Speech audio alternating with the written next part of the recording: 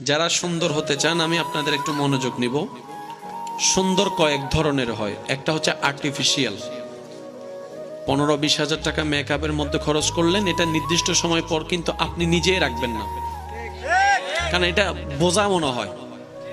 কথা বলেন ঠিক না? মনে রাখবেন সুন্দর কাকে বলে।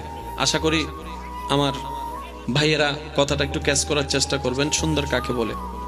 সুন্দর মানে সেটা নয় যেটা চোখে লাগে। সুন্দর মানে আসল সুন্দর ওইটাই যেই সৌন্দর্যটা চোখে লাগার পরে মন থেকে শ্রদ্ধা চলে আসে, মায়া চলে আসে। সুবহান, এটা হচ্ছে সুন্দর।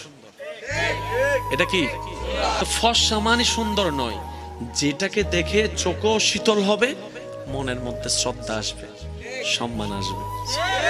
এবার আপনাদের জানাশোনার মধ্যে পড়ে কিনা দেখেন তো, আপনাদের কিছু মুরব্বীরা আছেন যাদের চেহারাটা দেখলেই মায়া লাগে। ভাইয়া একটু জোরে বলেন না, আছে না?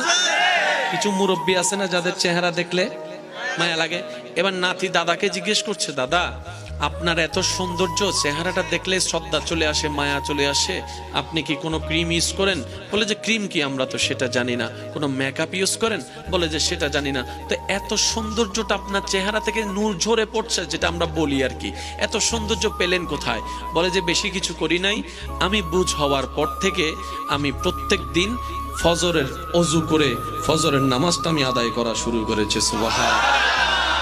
যেই ব্যক্তি ফজরের অজু করে নামাজটা আদায় করা শুরু করবে, আপনি না পারলে আল্লাহর দিকে তাকিয়ে 40 দিন করেন, 50 দিন করেন, পার্থক্যটা আপনার নিজের চোখের সামনে আপনার বিবেক আইডেন্টিফাই করে দিবে। সুবহানাল্লাহ, জোরে বলেন। তাহলে এই নামাজের ভিতর শুধু সওয়াব নাই, চেহারার সৌন্দর্য। জোরে বলেন, চেহারার সৌন্দর্য।